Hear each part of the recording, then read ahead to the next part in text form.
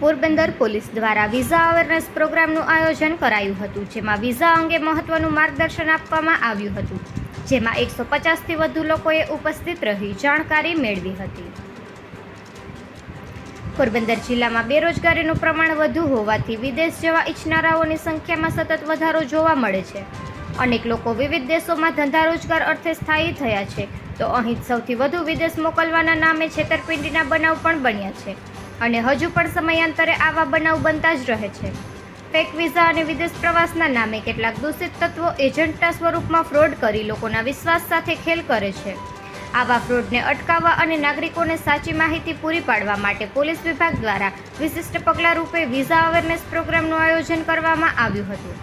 Police હેડક્વાર્ટરના DTC hall ખાતે યોજાયેલા આ કાર્યક્રમમાં વિઝા અને વિદેશ જવા સંબંધિત જરૂરી કાયદેસર પ્રક્રિયાઓ, યોગ્ય દસ્તાવેજો, લાયસન્સ પ્રાપ્ત એજન્સીની ઓળખ તથા આવા ફ્રોડથી કેવી રીતે બચી શકાય તે અંગે જવાબદાર અને અનુભવી અધિકારીઓ દ્વારા પાવરપોઈન્ટ પ્રેઝન્ટેશન સાથે વિગતવાર માહિતી આપવામાં આવી હતી, જેનો લાભ 150થી વધુ લોકોએ લીધો હતો. કાર્યક્રમમાં હાજર રહેનાર નાગરિકોએ પોતાના પ્રશ્નો પણ પ્રસ્તુત કરી સીધી અને ઓથેન્ટિક માહિતી મેળવી હતી. નિપુલ પોપટ, पोरबंदर टाइम्स।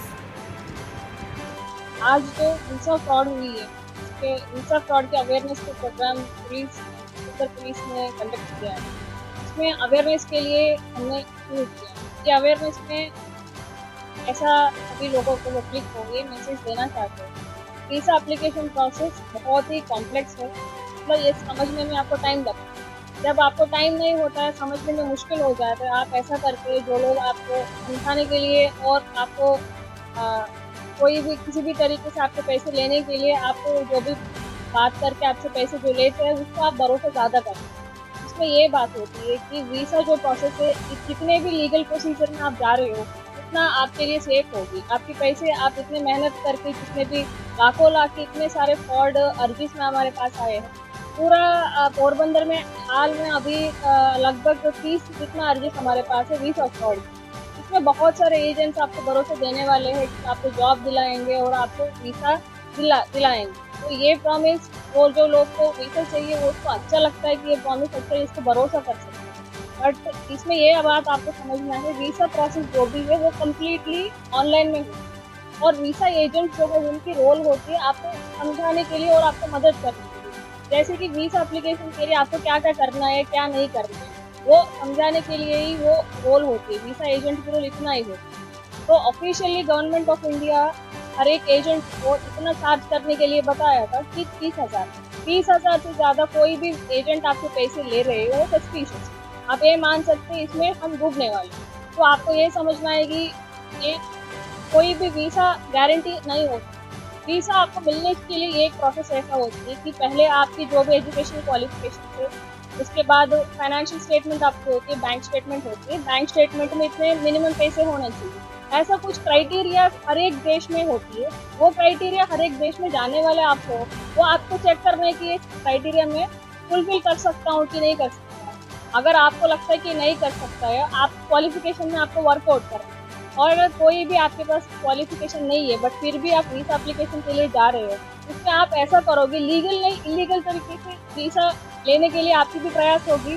जो लोग आपकी जो मजबूरी है वो फ़ायदा उठाने के लिए वो भी कोशिश करते हैं। तो अभी आज जो हमने अवेयरनेस किया है उसमें इतना प्रोसीजर बताया था कि जितने भी आपके प्रोसीजर में अंधेरे में रख के आपको, मान लो कोई भी आपके पास पैसे ले रहे हो, जैसे कि कैश लेते हो, कोई भी आपके पास जब कैश क्यों लेते हो, कैश इसलिए लेते हैं क्योंकि आपको हम ट्रैक नहीं कर सकते। बट वीसा एप्लीकेशन में जो भी फाइनेंशियल ट्रांजैक्शन होती है वो ऑनलाइन एप्लीकेशन में ऑनलाइन पेमेंट ही होती है। Right from online application, online submission और ऑनलाइन पेमेंट होती है। और उसके बाद आपको जब वीसा मिलती है तब भी आपको ऑनलाइन में ही चेक करना है। तो completely visa application process is completely transparent online है, वो आपको समझना है। अगर ऐसा नहीं कि ये जितने भी एक्चुअल प्रोसीजर जो है, आइडियल प्रोसीजर जो है, उसके बिना और उसके बाहर आप जाके किसी से पैसे दे रहे हो, जैसे कि वीजा एप्लीकेशन के लिए बंदा आपके पास आता है कि PDF को लेके, जैसे कि कोई भी कॉपी, सॉफ्ट कॉपी या हार्ड कॉपी आपको दे रहे हो, तो वो ट्रांसपेरेंट नहीं है, वो इतना पारदर्शक नहीं है, वो आपको समझना है। इसमें ये भी बात आती है कि वीसा एप्लीकेशन बहुत बिल्कुल फ्री है, बट उसमें भी चार्ज करने वाले होते हैं, बिकॉज आपको पता नहीं है कि वीसा एप्लीकेशन फ्री होती है। जब आपको ये चीज़ पता नहीं होती, उससे फ़ायदा उठाने के लिए वो सोचते हैं।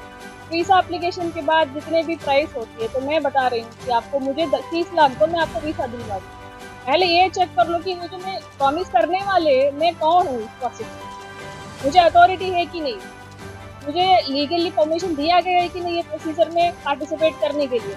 वो आपको देख रहे हैं। आप वो अगर चेक ना करे बिना, किसी की मेरी मामा का लड़का बताया था, इसको भरोसा कर लो, मेरी फ्रेंड की लड़का बताया था, ऐसा बता दो, ऐसे भरोसा पे जा रही हो ना, उसमें तो बिल्कुल आपको यही मान के चलो कि आपकी नुकसानी होने वाली। तो आधा आपकी रिस्पॉन्सिबिलिटी आएगी। पैसे किसी को आप दे रहे हो, उससे पहले ही आपको जितने भी हो सके उतना रिसर्च करना है कि यहाँ पे जाने के लिए क्या क्या रास्ता होती है। उसमें जो सही रास्ता है, ऑनलाइन एप्लीकेशन वाली रास्ते है, वो आपको देखना पड़ेगा। वो ऑनलाइन एप्लीकेशन में किस चीज़ की प्रोसेस होती है? पहले एप्लीकेशन होती है, उसके बाद आपकी क्वालिफिकेशन जो है, जैसे कोई भी मान लीजिए कि सॉफ्टवेयर के लिए अप्लाई करें, सॉफ्टवेयर में क्या होता है, आपकी क्वालिफिकेशन, आपको लैंग्वेजेस आना चाहिए, C++, जावा है।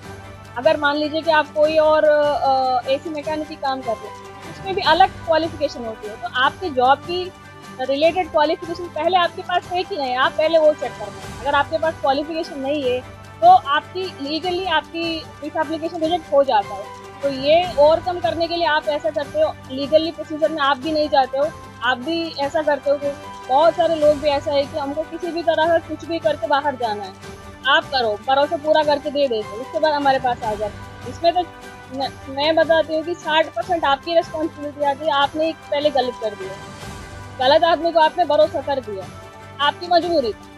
उसके बाद पुलिस के पास आ जाओ, हम करते हैं FIR, वो अलग बात हो जाती है, बट तब तक वो जो भी नुकसान है वो खत्म हो जाती है।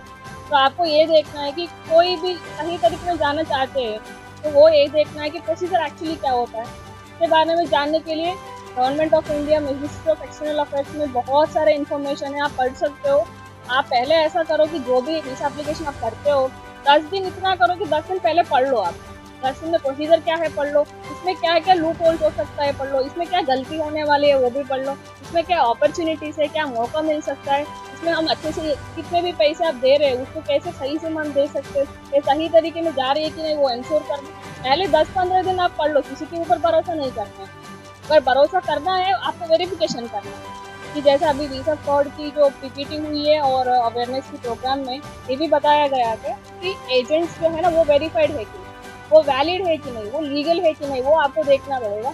उसके लिए गवर्नमेंट वेबसाइट में आपको काफ़ी इन्फॉर्मेशन वेरीफाई करके आप जा सकते हैं। तो जो भी आप में भी सही लीगल तरीके से चाहोगे, उतना अच्छे से आपको नुकसान भी कम होगी। अगर वीज़ा रिजेक्ट भी हुई, आप नेक्स्ट टाइम अप्लाई करने के लिए होती है।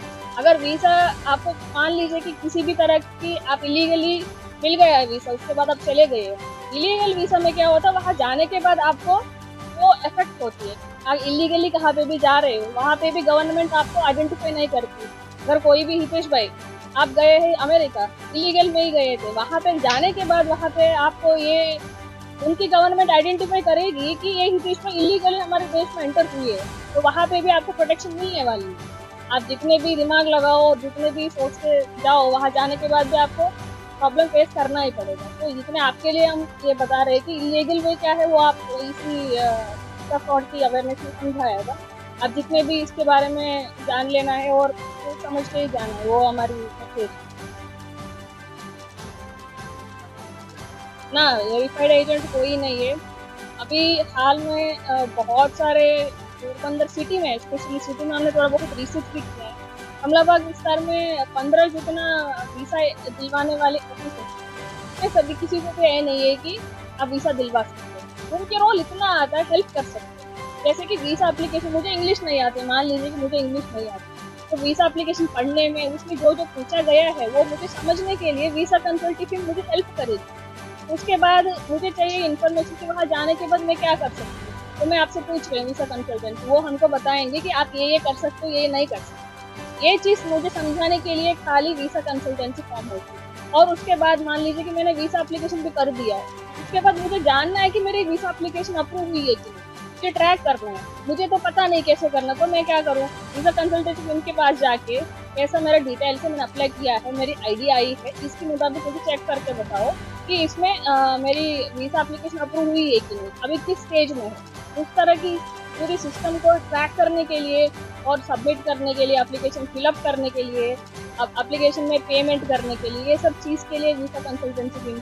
इसके अलावा कोई भी आपको प्रॉमिस कर रहे हैं कि मैं देने वाली हूँ, ऐसा कोई नहीं हो सकता कि आपको देने वाले होते हैं। बिकॉज वीसा एप्लीकेशन जो मंजूरी होती है ऊपर की वो गवर्नमेंट की एम्बेसी या कॉन्सुलेट से ही आती है। ये बीच में जो प्रॉमिस करने वाले एक बिल्कुल गलत प्रॉमिस है, बिकॉज ये लोगों के पास अथॉरिटी नहीं है कि मैं दे सकती हूँ आपको। मैं कौन होता हूँ तो आपको जॉब में दे सकती, मैं नहीं दे सकती हूँ आपको। कौन दे सकता? गवर्नमेंट ऑफ इंडिया आपको जॉब दे सकती है। ऐसा कॉन्सुलेट और एम्बेसीज में आपको वहाँ से कंफर्मेशन आती है आपकी यहाँ पे वीसा आई है कि नहीं, वहाँ से कंपनी में ऑफर आई है कि नहीं, वो आपको देखना है। 32 है। वही प्रॉब्लम है इसमें। रिकवरी में प्रॉब्लम ये आती है, इन्वेस्टिगेशन में हम देखते हैं कि पैसे कैसे ट्रांसफर हुए। ये भी बात है, कोई भी आपके पास एजेंट आके ऐसा पूछ रहे कि पैसे दो, वो भी लेते हैं कि पाई कैश लेते हैं। और आंगड़िया पेटी में भी बहुत सारे केसेस में लिया है। ऐसा कोई केसेस में आपको आंगड़िया पेटी कैश में ट्रैक करना मुश्किल होता है। जहाँ पे भी कैश ट्रैक करना मुश्किल होता है उसके बारे में पुलिस के पास प्रूफ भी नहीं होते, पैसे उन्होंने लिया है। जहाँ पे भी ये मुश्किल होता है, रिकवरी भी मुश्किल होता है।